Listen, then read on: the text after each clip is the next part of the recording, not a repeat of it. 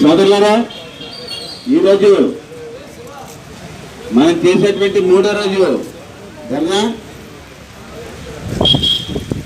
నాకు తెలిసి సుమారుగా 200 మంది పైచిలకు కార్మికులు 2022వ సంవత్సరంలో డేట్ ఆఫ్ జాయినింగ్ మార్చుకొని జేడీలు ఇచ్చారు.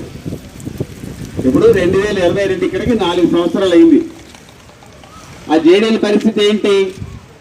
అది యాజమాన్యమే కదా తీసుకుంది, యాజమాన్యమే కదా సంతకాలు పెట్టి ప్రావిడెంట్ ఫండ్ ఆఫీస్లో ఇచ్చింది. మీరందరూ టీవీలో చూసుంటారు. నిన్న మొన్న ఈరోజు ఉదయం కూడాను అమెరికా అధ్యక్షుడు డొనాల్డ్ ట్రంప్ చైనా వెళ్ళి చైనాలో ద్వైపాక్షిక చర్చలు చేసి ఆయన ఏదైతే అనుకున్నాడో సాధించలేక నేను ఇరాన్ ద్వారా ఆయిల్ కొంటానని నిక్కచ్చిగా జీపుని చెప్పిన తర్వాత ఆయన అమెరికా వెళ్ళిపోయాడు. ఫలప్రదం అంటాడు ఆయన. వెళ్ళిపోతూ ఏం చేశాడంటే, మీరు సోషల్ మీడియాలో ఇంకా రాలేదు, వస్తుంది, ఇవాళ రేపే వస్తుంది. చైనా వాళ్ళు ఏ దేశ అధ్యక్షుడైనా పక్క దేశం వెళ్తే గిఫ్ట్లు ఇస్తారు వాళ్ళ సంస్కృతికి సంబంధించి. మన దగ్గర కూడా ప్రధానమంత్రి ఆంధ్రప్రదేశ్ వస్తే వెంకటేశ్వరం పంపిస్తాం మనం. అలాగే ప్రధానమంత్రి వేరే దేశం వెళ్తే వాళ్ళు గిఫ్ట్లు ఇస్తారు, మెమెంటోస్, జ్ఞాపికలు అంటారు. కానీ అమెరికా వాడు అవన్నీ కూడా ఎయిర్పోర్ట్ డస్ట్బిన్ లో పడిసి వెళ్ళిపోయాడు.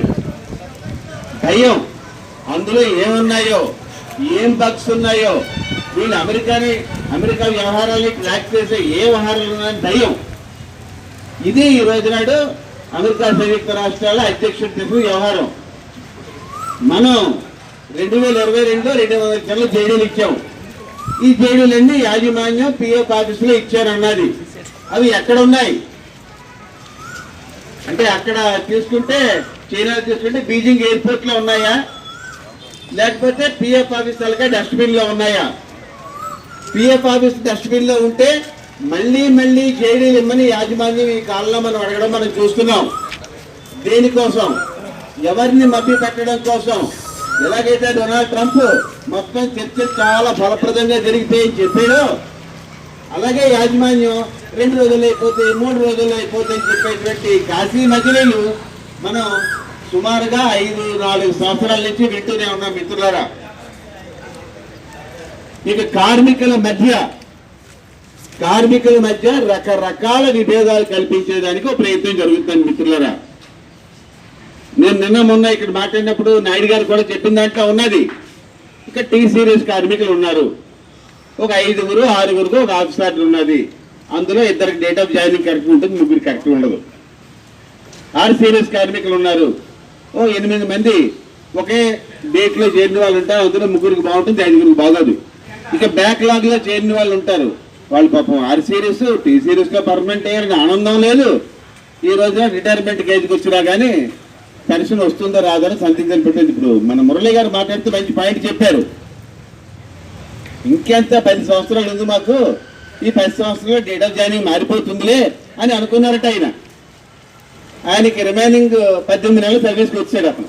ఇప్పటికే డేట్ ఆఫ్ జాయినింగ్ మారలేదు, ఎప్పుడు మారుతుందో తెలియదు. ఇక 2 ఇచ్చాము, 6 ఇచ్చాము, 3 ఇచ్చాము అంటే, మీరు జనరల్ గాను మనం డిపార్ట్మెంట్ రిటైర్మెంట్లో గ్రూప్ ఫోటోలు తీసుకుంటాం, అట్లాగే పెళ్లిళ్ళలో గ్రూప్ ఫోటోలు తీసుకుంటాం. ఫంక్షన్ అయిపోయిన తర్వాత తీసుకుంటాం, ఫోటో అంతా అద్భుతంగా వస్తుంది, మంచి ఫోటో వస్తుంది. పొరపాట్లు మనం ముఖం పైన దుమ్ము ఉన్నది అనుకుంటే ఆ ఫోటోలు ఆ చెత్తలో కుదిరే ఫోటోలు పెడేస్తాం. కానీ మరి పక్కన ఉన్నాడుగా ఫోటో చాలా అద్భుతంగా కనబడుతుంది.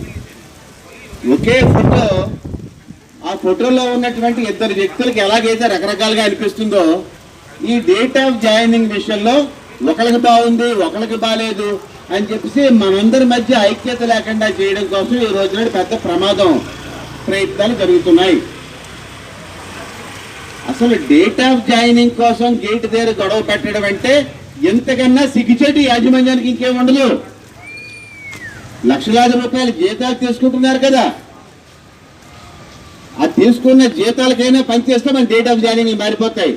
అయితే యాజమాన్యం చురుగ్గా పనిచేయలేదు, చురుగ్గా అమలు చేయలేదు, చురుగ్గా ప్రభుత్వ విధానాలను ఇక్కడ అమలు పరచలేదు, చురుగ్గా సంక్షేమ పథకాల పేరుతో కార్మికులకు కన్నం పెట్టలేదు అనుకుంటే మన పెద్ద పొరపాటు మిత్రులారా.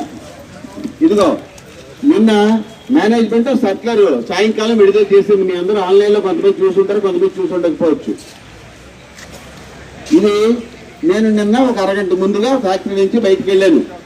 ఎవరో మా పార్టీ నాయకులు వచ్చారంటే మాట్లాడదాం 4 గంటలకు వెళ్ళాను. 5:45కి నా టేబుల్ పైన పెట్టేశారు. ఇదేంటో తెలుసా? నిన్న 15వ తారీఖు నుంచి హెచ్పివిపి బిహెచ్ఎల్ యూనిట్ అయినటువంటి విశాఖపట్నం యూనిట్లో లేబర్ కోడ్ల ప్రకారం కొత్త స్టాండింగ్ ఆర్డర్స్ అమల్లోకి వచ్చేసాయిట. ఇది మేనేజ్మెంట్. ఈ గవర్నమెంట్ ఎప్పుడు ఇచ్చింది సర్క్యులర్? 8వ తారీఖు నాడు ఇచ్చింది. ఆ సర్క్యులర్ జనాల మధ్య తిరిగేసరికి యాజమాన్యంకి వచ్చేసరికి 10వ తారీఖు అయిపోయింది. నిన్న మేనేజ్మెంట్ సర్క్యులర్ విడుదల చేసింది, ఈ లోపు లేబర్ డిపార్ట్మెంట్కి రాసింది, అట్లాగే యూనియన్లకి అన్నిటికీ కూడా లెటర్ ఇచ్చేసింది. అంటే ఒక వారం రోజుల తేడాలో 1952 ఇండస్ట్రియల్ స్టాండింగ్ ఆర్డర్స్ యాక్ట్ ప్రకారం ఉండేటువంటి పారిశ్రామిక స్టాండింగ్ ఆర్డర్స్ ని మార్చేసి ఒక 2-3 రోజుల్లో మొత్తం కొత్త స్టాండింగ్ ఆర్డర్స్ ని ఇక్కడ అమలు చేసేస్తూ లేబర్ డిపార్ట్మెంట్ నోటిఫై చేసి యూనియన్లకు లెటర్లు ఇచ్చింది. మేనేజ్మెంట్ కి చేయడం చేతగా కాదు, కార్మికులకి నష్టపరిచేటువంటిది, కార్మికుల నియంత్రణ కోసం, కార్మికులు నోరెత్తకుండా చేయడం కోసం, కార్మికులు ఒక అడుగు కూడా ముందుకేయకుండా వాళ్ళ కట్టడి చేయడం కోసం కావాల్సిన కార్యక్రమం మాత్రం యమా స్పీడ్ గా పంచకళ్యాణి గుర్రం మీద ఎక్కి చేస్తుంది. ఇది ఈ యాక్ట్ లోనే చెప్పారు, ఇంగ్లీష్ లోని, హిందీలోని, స్థానిక భాషలోని మీరు ఇవ్వండి అని. కానీ మేనేజ్మెంట్ ఇంగ్లీష్ వచ్చింది. ఇదంతా చదివితే ఇక మనం ఊహించలేం అనమాట. కార్మికుడికి సిఎల్ అనేది హక్కు కాదు.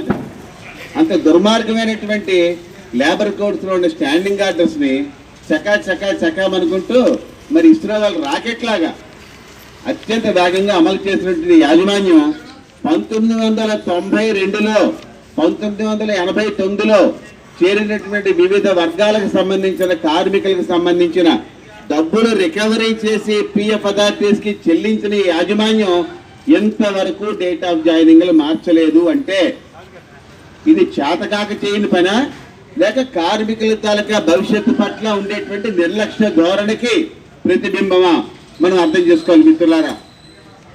అనేక సార్లు చేసాం, ఇక్కడ కార్యక్రమాలు చేసాం, అంబేద్కర్ స్టాచ్యూ దగ్గర చేసాం, వెళ్ళాం, పిఎఫ్ ట్రస్ట్ చైర్మన్ కలిసాం, చైర్మన్కి లెటర్ ఇచ్చాం, మరి ఈడీ గారు ఇచ్చారు, ఎండి గారు, సిఎండి గారు ఇచ్చారు, సిఎండి గారిని కలిసాం, సిఎండి గారికి ఇచ్చాం, డైరెక్టర్ మేడం గారు ఇచ్చారు, డైరెక్టర్ మేడం గారు కలిసాం, డైరెక్టర్ మేడం గారికి ఇచ్చాం. అయినా ఈ యాజమాన్యం ఎందుకు చేయడం లేదు? మాకు చేత కాదరైనా చెప్పండి, లేదు అంటే రికవరీ చేసినటువంటి యాజమాన్యాన్ని బాధ్యత, యాజమాన్యమే పెన్షన్ చెల్లించాలి. మనకన్నా యాజమాన్యానికి కాంట్రాక్టులు ఎక్కువ. మీకు తెలుసు కదా, మనకి ఇప్పుడు గ్యాస్ దొరకట్లేదు, హర్మోజ్ జలసంధి నుంచి యుద్ధాలు మన గోడలు రావట్లేదు. మీరు ఒక సంగతి గమనించారా? అక్కడ అమెరికా ఇరాన్ పైన దాడి చేస్తున్నంత కాలం మనకు ఆ చమురు ఆగలేదు, బ్రహ్మాండంగా వచ్చింది ఇండియాకి చమురు. మనకి ఎప్పుడు గ్యాస్ ప్రాబ్లం రాలేదు. ఎప్పుడంటే గ్యాస్ ప్రాబ్లం వచ్చింది, అమెరికా వాడు హర్మోజ్ జలసంధి నుంచి ఏ దేశం షిప్ నేను బయటికి వెళ్ళను అని బ్లాకేడ్ చేసినప్పుడు ఈ సమస్య వచ్చింది మనకి. శనివారం నాడు చాలా మంది ఉపవాసం చేస్తారు మధ్యాహ్నం. మరి పెట్టేటువంటి ఇడ్లీ ఉప్మాతో ఒక అరటిపండు ఇవ్వాల్సిన అవసరం ఉందా లేదా? కార్మికులకి చేయాల్సినవి మాత్రం యాజమాన్యం చేయడం లేదు. కార్మికులు నియంత్రించడం కోసం ఇండస్ట్రియల్ స్టాండింగ్ ఆర్డర్స్ యాక్ట్ 1952 ప్రకారం నాకు తెలిసి నాటి బిహెచ్పివి, నాటి బిహెచ్ఎల్ విశాఖపట్నం యూనిట్లో ఒకటే కంటిన్యూ అవుతున్నాయి. ఇవి 1973లో అప్పటి యూనియన్ తో చేసిన అగ్రిమెంట్ ప్రాతిపదికన ఏర్పడిన స్టాండింగ్ ఆర్డర్స్ మన ఇంటర్నెట్ హోమ్ పేజ్ లో ఉన్నాయి. ఒక్కసారి 73, 2026 అంటే సుమారుగా 53 సంవత్సరాల తర్వాత అచానక్ తప్పని మార్చి పారేశారు. నిజానికి కార్మికులన్నా, కార్మిక సంఘాలన్నా, సంస్థలో సౌహృద్భావ పారిశ్రామిక సంబంధాల పట్ల ఈ యాజమాన్యానికి ఇసుమంతైన బాధ్యత కానీ విలువ కానీ లేదనడానికి ఇది ఒక్కటే తార్కాణం మిత్రులారా. నేను ఎందుకంటే చెప్తున్నాను, కార్మికులు రిటైర్ అయిపోయారు పెన్షన్ లేకుండా, తీసుకున్న పెన్షన్కి పరిమితం అయిపోయి సుప్రీంకోర్టు ప్రకారం హైయర్ పెన్షన్ కొట్టకుండా కార్మికులు మరి రిటైర్ అయిపోయారు. హైయర్ పెన్షన్ రిజెక్ట్ అయిపోయి కదా మనందరికీ. ఆ రిజెక్ట్ అయిపోయిన దాంట్లో వాళ్ళు ఏం కారణాలు చెప్పారు విన్నారు కదా మీరు అందరూ. మేనేజ్మెంట్ కట్టిన సర్వీస్ ఛార్జీలకి ఆల్దారం రికార్డ్కి టాలీ అవ్వడం లేదట, మేనేజ్మెంట్ ఇచ్చిన స్టేట్మెంట్లు ఏవైతే ఉన్నాయో అది ఎడిటబుల్ ఎక్సెల్ షీట్, అంటే మార్చడానికి అవకాశం ఎక్సెల్ షీట్లో ఇచ్చారట. కాబట్టి ఇది ఒరిజినల్ రికార్డు కాదుట. కాబట్టి నీ అందరూ అప్లికేషన్ రిజెక్ట్ చేస్తున్నామని చెప్పి మనందరికీ మెయిల్స్ వచ్చాయి. ఇది హైర్ పెన్షన్. మనం ఏం చేయలేం కదా, చేయాల్సింది యాజమాన్యం. ఇక EPS R series T series కార్మికులు వీళ్ళకి సంబంధించి రికవరీ చేసింది మేనేజ్మెంట్, పిఎఫ్ ఆఫీసులో చెల్లించింది మేనేజ్మెంట్. తీరా పెన్షన్ పెట్టుకునేసరికల్లా పర్మనెంట్ అయిన డేట్లుట, పర్మనెంట్ అయిన డేట్ల కన్నా గణకాదల డేట్లుట, మధ్యలో బ్రేక్లు ఎత్తేసిన డేట్లుట. ఆయన వరకు 4 సంవత్సరాలుగా చేరిపోయిన డేట్, ఇంకొక ఆయనకి వరకు 9 సంవత్సరాలుగా చేరిపోయిన డేట్. అంటే 4 సంవత్సరాలు చేరిపోతే ఆయనకి ఇప్పటికి 59 సంవత్సరాలు సర్వీస్ అయిపోవాలి. ఎంత దుర్మార్గంగా, దుర్మార్గం అనే కంటే ఎంత నిర్లక్ష్యంగా కార్మికుల భవిష్యత్తు పట్ల అత్యంత తక్కువ ప్రాధాన్యత ఇచ్చేటువంటి వ్యవహార శైలితో ఉన్నటువంటి యాజమాన్యాన్ని ఇలాగే విడిచిపెట్టేస్తే ఇక మన ప్రతినిధులు చెప్తున్నారు కదా, మేనేజ్మెంట్ దగ్గరికి వెళ్ళాం, ఇదంతా అయిపోతున్నది అని తెలిసి మేము పిఎఫ్ ఆఫీస్కి వెళ్ళామని తెలిసి, మేము ఎంపీ గారి దగ్గరికి వెళ్ళామని తెలిసి, మేము ఎమ్మెల్యే గారి దగ్గరికి వెళ్ళామని తెలిసి, మేము పిఎఫ్ ట్రస్ట్ బోర్డు మెంబర్ దగ్గరికి వెళ్ళామని తెలిసి, యాజమాన్యం చేసేస్తున్నారని తెలిసి వీళ్ళు ఇక్కడ ధర్నా చేస్తున్నారు. ఇది నేను చెప్పింది కాదు మిత్రులారా, పాంప్లెట్ వేసేది నా దగ్గర ఉన్నది, ఆ పాంప్లెట్ నా దగ్గర ఉన్నది. ఇప్పుడు వారిని అడుగుతున్నాను, అయ్యా ఈ పాపం ఎవరిది, ఈ పాపం జీటీపీదే అన్నారు. చాలా సంతోషం, పాపాల పేరుడే జీటీపీ. మరి పాపం జీటీపీది అయితే మీరు అందరూ పుణ్యాత్తులు కదా, పరిశుద్ధి కాబట్టి వ్యక్తులు కదా, మరి మీరెందుకు చేయలేదు? ఇందుకోసమైనా గత 3 సంవత్సరాలుగా 8+4 4 ఎందులు 4 నాళ్ళు పాసలు పాడుకుంటుంది. దీనికోసమేనా? సాయంకాలం 6 తర్వాత పంచింగ్ చేసి వచ్చి వెళ్ళిపోవడానిక? లేకపోతే ఉదయం రిటైర్మెంట్ ఫంక్షన్లో ఫ్లాష్ రిటైర్మెంట్ ఫంక్షన్లో చెప్పి వెళ్ళిపోవడానిక? కార్మికుల కోసం కాదా మీకు ఇదంతాను?